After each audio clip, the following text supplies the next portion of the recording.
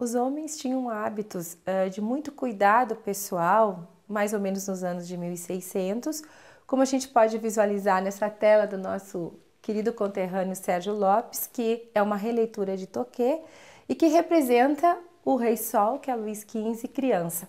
Então a gente pode verificar pelas vestimentas, inclusive até por alguma coisa até da maquiagem, que na época se usava a beladona, que era uma droga que deixava as bochechas rosadas, que isso era muito utilizado naquela época na corte, e que tinha o hábito de cuidados pessoais. Com o passar do tempo, com a Revolução Industrial e, claro, com a vida moderna, foi se perdendo isso e os homens deixaram bastante para trás essa vaidade. E hoje nós notamos com um padrão diferente, mas os homens de novo gostando de se cuidarem, cuidar da pele, da aparência. No Brasil, o que está acontecendo? É o aumento do número de cirurgias do sexo masculino. E o homem realmente está ficando cada vez mais vaidoso. Ele gosta de ter uma boa aparência, ele gosta de se tratar tanto com a dermatologista ou dentro do sistema educativo, alimentar, da educação física. Ele procura se manter jovem e ele busca a cirurgia plástica. Portanto, dentro das clínicas, em especial a nossa aqui, nós observamos um aumento de 10% nesses últimos 2 anos. Nós temos aqui na clínica pacientes desde muito jovens que vêm para tratamento de acne, tratamento de estrias, às vezes aquele adolescente que começou uma academia e aí a pele não estava preparada e aí teve ruptura de estria, geralmente na área dos braços, da perna. Então nós temos diversas faixas etárias e diversos tratamentos. Nesse quesito rejuvenescimento, a maioria dos pacientes vem a partir dos 35, 40 anos, que é quando eles já percebem aqueles primeiros sinais de envelhecimento na pele, que é a formação de rugas, às vezes ruga periocular, às vezes manchas de sol, manchas genéticas. Então eles procuram a clínica para esse tipo de tratamento, que pode variar desde uma luz pulsada, se o paciente não quer um tratamento muito agressivo, até um laser de CO2 fracionado, até um laser de ND-IAG, que é hoje em dia o Kisuit, que é para manchas mais profundas de pele, e também os tratamentos injetáveis. Esses tratamentos são feitos nos dois sexos, tanto feminino quanto masculino. O que diferencia um tratamento para outro? É a técnica. Então, por exemplo, no homem, a gente evita a utilização de botox, deixando a sobrancelha arqueada para cima. Preenchedores. Nas mulheres se utiliza preenchedores mais na região malar para tentar dar sustentação, e o homem geralmente terço inferior da face, sulcos e às vezes até formação de ângulo de mandíbula, deixando o rosto um pouco mais quadrado. Então, os mesmos tratamentos, luz pulsada, CO2, toxina botulínica, ácido hialurônico, se utiliza em ambos os sexos com técnicas diferenciadas. Os pacientes muitas vezes eles vêm por indicação, ou das próprias esposas, que já vêm em tratamento, então muitas vezes já sabem até o que eles vão fazer, porque às vezes a esposa já fez, ou por amigos que fizeram. Não gostam de que fique visível aquele tratamento. Então, por exemplo, o CO2 fracionado é um laser que o paciente tem que ficar 4 dias dentro de casa para os cuidados, é um laser que tem edema no pós, tem descamação. Então, os homens fazem, mas tem que ser muito bem programado, porque eles têm que tirar aquele período, porque eles não gostam que os amigos saibam que eles fizeram CO2. Então a gente conversa, verifica como é a agenda daquele paciente, que geralmente os homens têm muito problema de trabalho, de ocupação de reuniões, então a gente conversa e dentro do possível, dentro do primeiro atendimento, a gente às vezes já pode fazer algum procedimento, senão a gente faz uma programação. Eles não têm realmente muito assim detalhe em relação a técnicas. Eles querem saber de resultado, eu noto isso. Então, o que eles querem? Resultados naturais, que não fiquem muito visíveis. É aquele homem que às vezes vai casar a filha vai se formar, ou vai viajar, ou tem uma palestra e quer um tratamento para melhorar. Hoje ninguém gosta de ficar careca e já na idade dos 20 anos, os pacientes já procuram resolver e tratar esta falta de densidade capilar. Então, uma das grandes preocupações masculinas sempre foi o cabelo. Isso eu noto que há 30 anos atrás, quando eu entrei na dermatologia, os homens já se preocupavam com a calvície. O dermatologista tem as condições técnicas de identificar as causas e tratar por um tempo determinado esta perda do cabelo. O cabelo é que nem uma planta, ele precisa de claridade solar, ele precisa de oxigenação, ele precisa de água. Quando se tem o gene da calvície, a gente sabe que é algo que é genético e progressivo, então se tenta intervir o mais precoce possível. Normalmente isso varia entre 16 e 18 anos, é quando então ele deve procurar o tratamento clínico, dermatológico, procurar um especialista e ver o que está acontecendo. Porque existem hoje medicamentos tópicos, drogas que são aplicadas no couro cabeludo que retardam a queda do cabelo. A calvície masculina tem o fator genético, hormonal e genético, por isso é chamada androgenética, né? E os fios capilares sofrem um processo chamado de micronização. Eles vão ficando com o folículo, o bulbo capilar muito fino, até um ponto que eles caem e não crescem. Então, entre o começo de uma queda de cabelo e a instituição verdadeira da calvície, existem ali anos, às vezes 10 anos, às vezes 5 anos.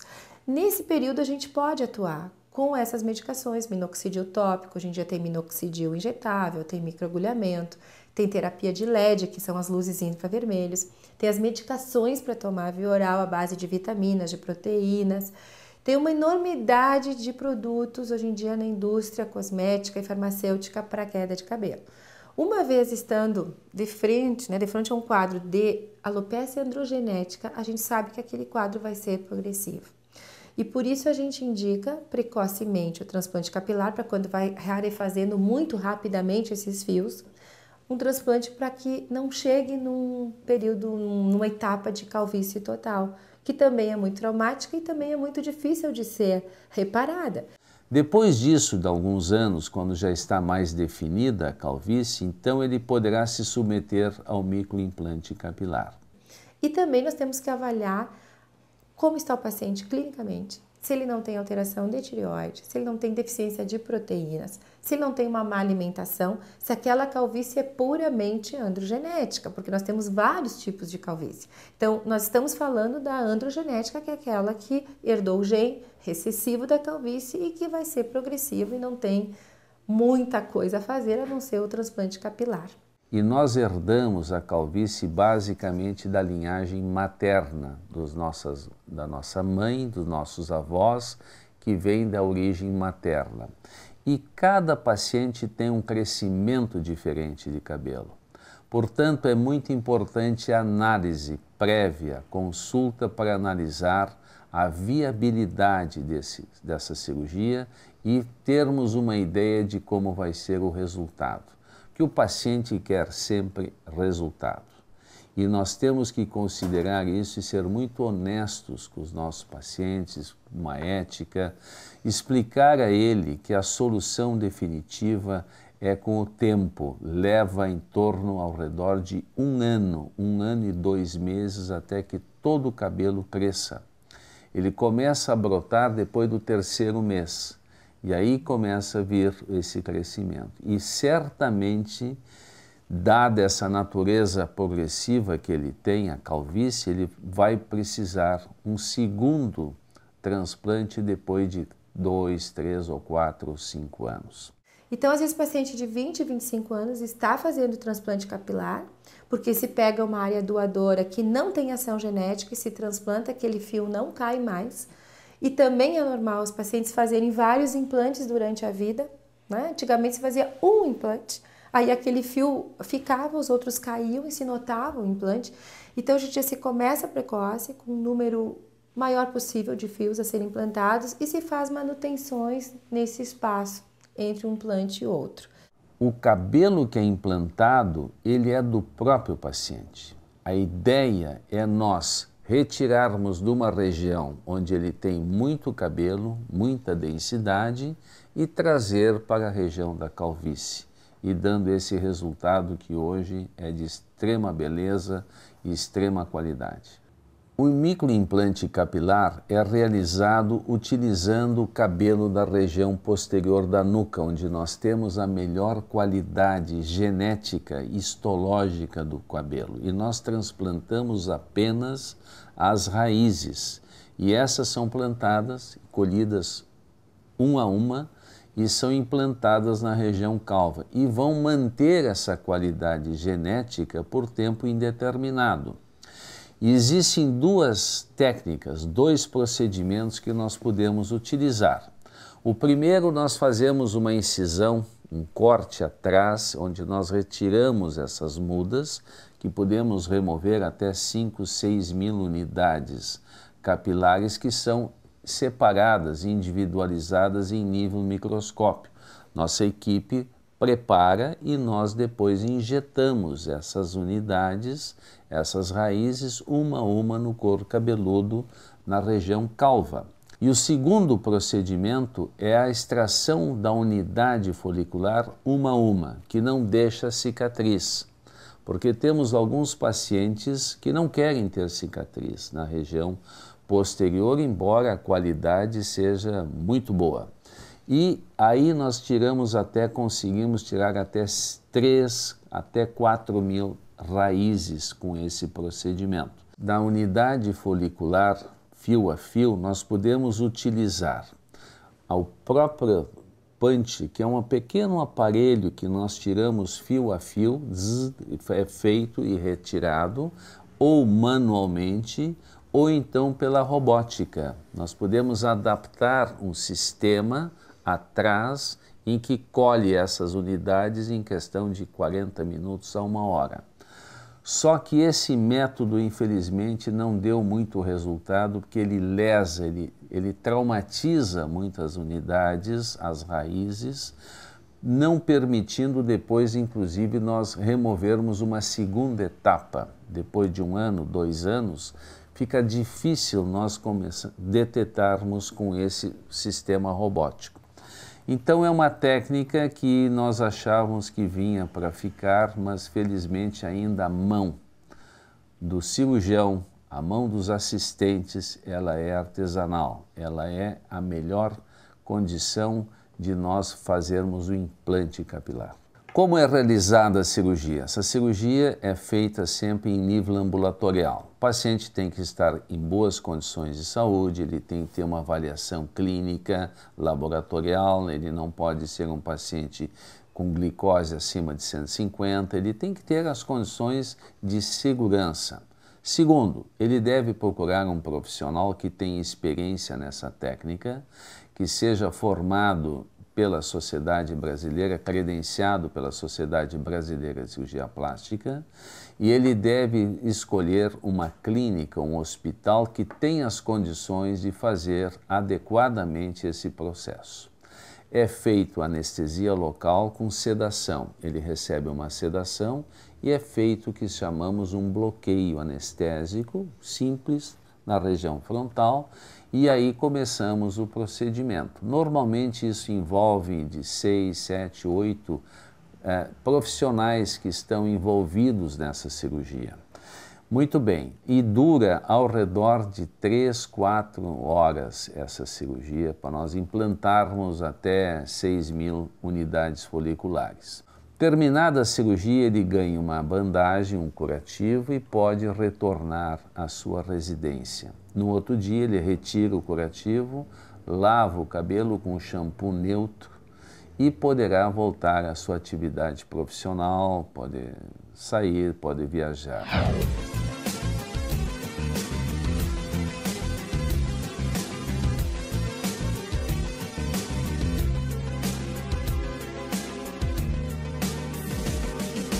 No avanço da sua idade, com a queda progressiva do cabelo original, ele pode submeter a outros procedimentos de microimplante tantas vezes quantos forem necessárias, desde que ele tenha uma boa área doadora. E isso é uma situação que ocorre, nós fazemos isso já há muitos anos que publicamos essa técnica, que hoje veio a ser uma técnica de referência mundial, feita em várias partes do mundo que utilizam nossos princípios. É uma cirurgia também que dificilmente complica, porque ela é uma cirurgia leve, ela é uma cirurgia artesanal. Nós colocamos, injetamos a raiz do cabelo ao redor de 2, 3 milímetros do couro cabeludo.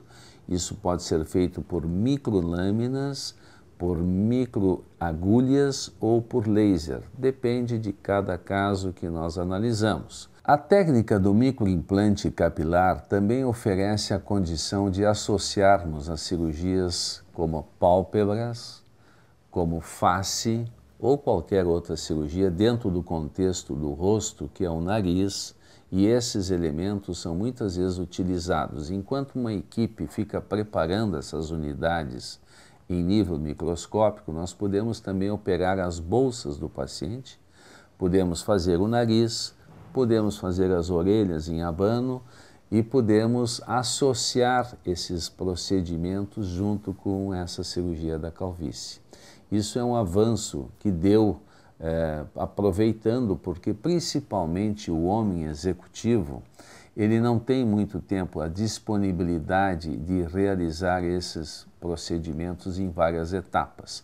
Ou então utilizar a toxina botulínica para a correção das rugas frontais ou os pés de galinha, ou então uma lipoaspiração da região do pescoço, que são muito frequentes e que podem dar resultados muito bons e interessantes ao paciente.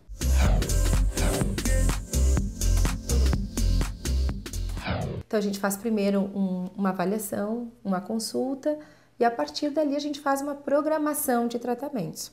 Normalmente a gente começa pelos cuidados com a pele, porque isso é muito importante, uma pele bem cuidada, sem manchas, às vezes com uma textura adequada, por exemplo, nos peelings, sejam peelings químicos ou peelings de CO2 fracionado, ou seja, o peeling mesmo com a luz pulsada e ácido retinóico. Às vezes só esse impacto visual da melhora de tratamento de poros, que os homens vão ficando com poros mais aumentados com a idade, manchas e a textura de pele, isso já dá um visual de um rejuvenescimento de uns 5 a 10 anos. A partir dali, a gente começa a verificar, bom, o paciente tem rugas de expressão muito severas, muito profundas, está indicada uma toxina botulínica. Vamos utilizar um botox, uma toxina botulínica intramuscular, fazendo um relaxamento muscular. E hoje em dia é muito interessante que a gente fala em relaxamento muscular, a gente não fala em paralisia, porque paralisia na verdade seria quase que uma doença, as pessoas não podem ficar com aquele aspecto mumificado de paralisação, a gente atenua aqueles músculos que o paciente utiliza com muita frequência.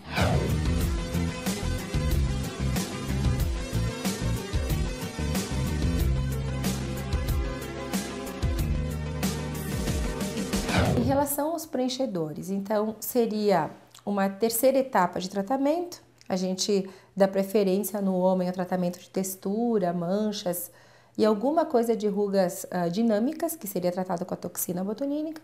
E num terceiro momento, então, a gente faz os preenchedores. Aonde se coloca o preenchedor? Aonde a gente naturalmente vai perdendo a estrutura de colágeno. Sulco nasogeniano, às vezes alguma coisa região malar, mas para homens a gente cuida muito. A gente pode repor. Repor o quê? Ácido hialurônico, na grande maioria das vezes. Existem outros preenchedores, por exemplo, ácido polilático, que está voltando novamente com uma força muito grande, mas o que dá volume com uma certa aparência bastante natural é o ácido hialurônico. Então a gente fortalece muito a ideia da necessidade de preenchedores que sejam absorvíveis. Aí os pacientes dizem às vezes, mas tem que fazer todo ano. Tem que fazer todo ano, realmente. Os cuidados da casa da gente também, não tem que limpar toda semana, o dentista não tem que ir todo ano, o carro não tem que de vez em quando fazer revisão, o corpo da gente é a mesma coisa. Não existe como fazer um tratamento que vai persistir o resto da vida. E até é um perigo, porque o envelhecimento é dinâmico, a forma de estética vem mudando. A cada 5, 10 anos a gente nota nos congressos como o que era normal um tempo atrás, hoje em dia já não é mais. Assim como a moda, né? A gente pode ver até por aquelas pigmentações definitivas de sobrancelha. Antigamente se tatuava a sobrancelha preta, hoje em dia é fio a fio, então é menos sempre um pouco menos do que mais, e isso é o que diferencia realmente um tratamento de estética, acredita-se estar na mão de um profissional bem capacitado ou não, daquele profissional que sai fazendo vários procedimentos sem analisar exatamente aquele paciente. E aí, o que eu tenho notado no dia a dia? Eles começam a se apaixonar por esse tipo de tratamento, então eles retornam várias vezes à clínica para fazer tratamentos, às vezes que vêm ao meio-dia, às vezes vêm às 6 da tarde, às vezes a gente atende até num sábado, porque eles querem estar bem. O nosso envelhecimento, que o dermatologista trata, ele vai na camada de pele, hoje em dia com os lasers de radiofrequência até ativação muscular, mas a gente não repõe o músculo no lugar. Quem repõe o músculo no lugar através do facelift é o cirurgião plástico. Então, dependendo da idade que esse paciente chegou na clínica, nós temos que saber, bom, isso aqui está na nossa esfera de tratamento? Não, está, nós temos que tratar conjuntamente com o cirurgião plástico. Esse paciente resolve bem com laser, esse paciente necessita uma cirurgia, por exemplo, a blefaroplastia de pálpebra, ainda é cirúrgica. E os pacientes às vezes têm que remover o excesso de pele, o excesso de bolsas. E quais são essas cirurgias que o homem mais faz? Primeiro, ainda é a lipoaspiração. O homem procura corrigir aquela gordura localizada que ele tem, os pneus, ou mento, essa região. As pálpebras é outra cirurgia que o homem faz muito, e o nariz. E a terceira cirurgia que o homem mais realiza é o microimplante capilar. Então vamos lá.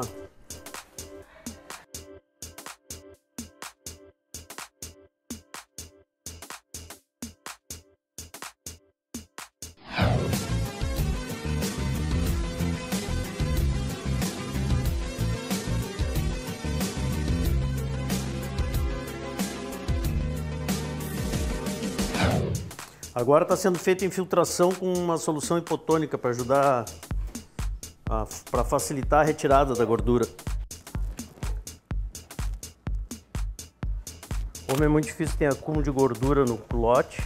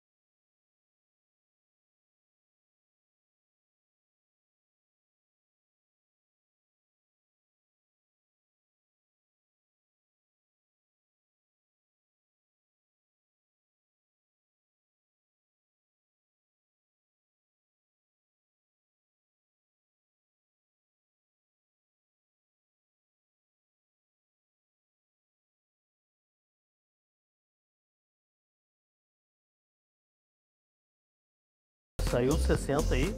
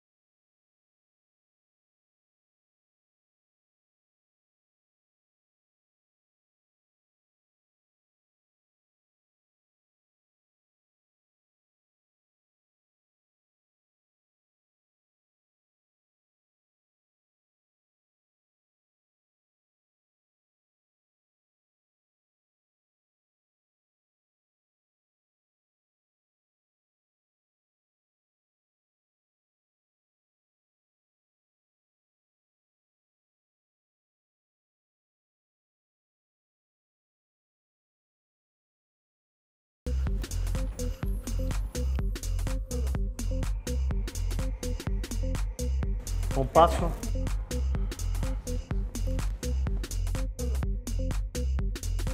Aqui nessa parte aqui, em vez de fazer enxerto de gordura, nós optamos por fazer uma retirada daquela depressão que estava, que a lipo não conseguiu corrigir. A gente pegou e tirou a depressão que tinha de pele. Então eu vou tirar só essa bolinha aqui e tá pronto a cirurgia.